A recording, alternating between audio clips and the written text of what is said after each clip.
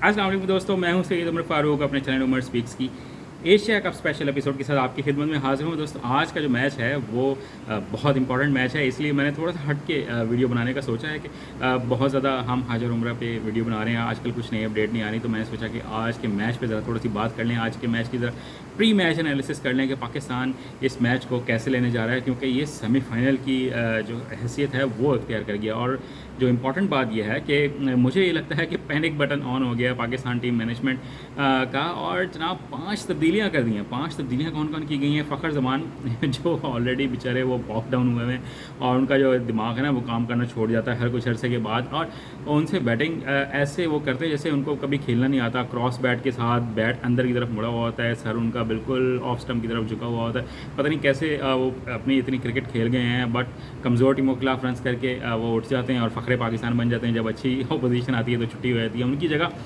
जनाब शामिल किया गया है मोहम्मद हारिस को, और मोहम्मद हारिस ये मुझे लगता है कि पाकिस्तान टीम मैनेजमेंट है और जो पाकिस्तान के जो कैप्टन और कोच हैं शायद उनके दिमाग जो है वो काम करना छोड़ गए हैं। मोहम्मद हारिस एक स्लॉगर हैं और वो अभी इमर्जिंग एशिया कप के कैप्टन थे, और वो खुद अपने आप को ओपनर नहीं समझते, और वो इमर्जिंग एशिया कप पूरे टूर्नामेंट में अगर वो अपने आप को ओपनर समझते तो वो ओपनर खिलाते। उन्होंने एज ए कैप्टन होते हुए अभी 5वें और 6ठे नंबर पर बैटिंग की, तो वो पाकिस्तान टीम मैनेजमेंट उनको ओपनर समझती है।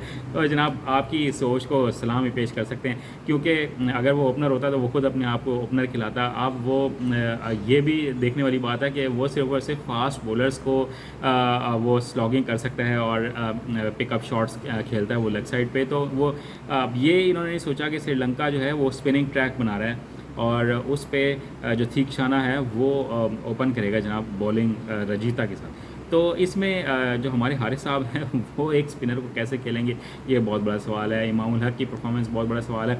इसके बाद एक ऑब्वियस चेंज जो है वो नज़र आ रहा था आगा सलमान का, क्योंकि उसके चेहरे पर चोट भी लगी है बेचारे को, अल्लाह ताला उसको सेहत दे, बट उसकी कोई परफॉर्मेंस नहीं है और वो कहीं से भी एक सॉलिड प्लेयर नहीं लगता। सिर्फ और सिर्फ दोस्ती यारी और जिसे कहते हैं ना टीसी करके टीम में जगह बनाना कैप्टन की, तो वो बिल्कुल बहुत अच्छी तरह कर रहे हैं और विदाउट एनी परफॉर्मेंस और विदाउट एनी टैलेंट वो जनाब टीम में खेल रहे हैं। इसके बाद एंट्री हो रही है हमारे जनाब द ग्रेटेस्ट मोहम्मद नवाज़ साहब की, और वो किसकी जगह पे रही है?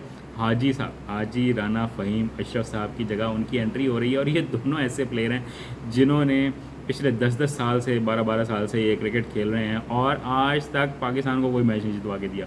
फ़हीम अशरफ ने आज तक ना बॉलिंग से ना बैटिंग से पाकिस्तान को कोई मैच नहीं जितवाया, सिवाय 42 रन्स के इंडिया के ख़िलाफ़ मोहम्मद नवाज़ की आज तक कोई परफॉर्मेंस नहीं है। फिर बहुत से लोग बात करते हैं नवाज़ की जगह ना हमें इमाद वसीम को लेके आना चाहिए। तो मैं ये कहता हूँ कि जो लोग इमाद वसीम की ओडीआई क्रिकेट में बात करते हैं ना उनको क्रिकेट का शायद इतना ज़्यादा पता नहीं है, क्योंकि इमाद वसीम सिर्फ और सिर्फ न्यू बॉल से बॉल कर सकते हैं, ना वो टर्न करते हैं, ना कोई उनके पास और स्पेशल वैरायटी है। वो सिर्फ और सिर्फ सीम करते हैं, वो एक स्पिन के एक्शन में एक सीमर है, ठीक है। जैसे हम इंडिया के बॉलर्स को कहते हैं ना कि वो भागते हुए स्पिनर हैं, तो हम ये कह सकते हैं कि एक स्पिन के एक्शन में एक सीमर हैं इमाद वसीम। और अगर उन्होंने 2 नए ओवर कराने हैं उसके बाद 8 ओवर पता नहीं कौन करवाएगा, अगर उन्होंने 2 नए ओवर करवाने हैं तो हमारे जो स्पेशलिस्ट फास्ट बॉलर्स हैं वो क्या करेंगे, ये बहुत बड़ा सवाल है, ठीक है। इसके अलावा जो चेंज की गई है वो मोहम्मद वसीम जूनियर, ऑब्वियसली हारिस रऊफ़ की जगह उनको टीम में शामिल किया गया और उनका हक भी बनता था। 3-4 साल से टीम के साथ हैं और इतनी बुरी परफॉर्मेंस वसीम की नहीं है। और जो लास्ट चेंज है वो भी ऑब्वियस चेंज था, क्योंकि नसीम जो हैं वो अनफिट हो गए हैं, तो उनकी जगह ज़मान खान जनाब टीम में आए हैं और उनकी वो भी डिज़र्व करते थे। यंगस्टर हैं, डेथ ओवर स्पेशलिस्ट हैं और बहुत अच्छी PSL में भी उनकी परफॉर्मेंसेस हैं।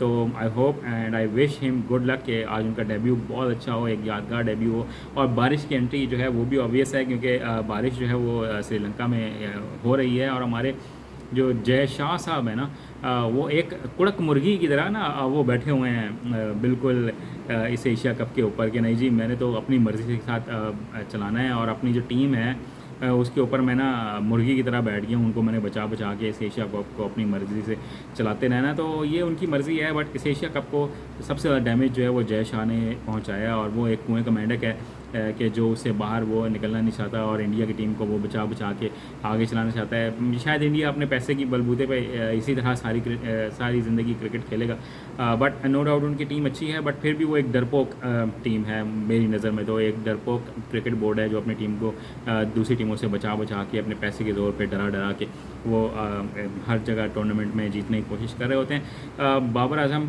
कैप्टनसी लर्न बिल्कुल नहीं कर रहे और अभी तक भी उनकी वही गलतियां हैं जो आज से 4 साल पहले जब उनको कैप्टन बनाया गया था, अभी तक भी वही गलतियाँ हैं। पता नहीं वो और कितने अरसे में लर्न करेंगे। इसके अलावा बाबर आजम की जो अपनी परफॉर्मेंस है उस पर बहुत ज़्यादा क्वेश्चन मार्क हैं, क्योंकि अभी हम कहते हैं कि नंबर 1 बैट्समैन है, तो ज़रा अगर हम 100 इनिंग्स जो उन्होंने खेली हैं और जो पहली 100 इनिंग्स विराट कोहली ने खेली थी, क्योंकि विराट कोहली के साथ कंपेयर करते हैं ना, तो ज़रा उनको देख लें कि बाबर आजम ने किन टीम्स के अगेंस्ट 100 इनिंग्स खेली हैं और विराट कोहली ने अपनी जो इनिशियल 100 इनिंग्स थी वो किन टीम्स के अगेंस्ट खेल कर परफॉर्म किया था, तो आपको कंपैरिजन ऑटोमेटिकली समझ में आ जाएगा। और फिर विराट कोहली की पाकिस्तान के अगेंस्ट क्या क्या परफॉर्मेंसेज हैं और बाबर आजम की इंडिया के अगेंस्ट क्या क्या परफॉर्मेंसेज हैं, ये बहुत क्लियर एक कंपैरिजन है जो मेरे ख्याल में हर पाकिस्तानी को समझ लेना चाहिए कि जिस लेवल पर विराट कोहली अपनी 100 इनिंग्स में खड़ा हुआ था, बाबर आजम अभी भी उस स्टैंडर्ड पर नहीं है। अनफॉर्चुनेट बात है, I love Babar Azam, but क्योंकि हमारे पास और कोई ऑप्शन नहीं है, बट अभी बाबर आजम को बहुत कुछ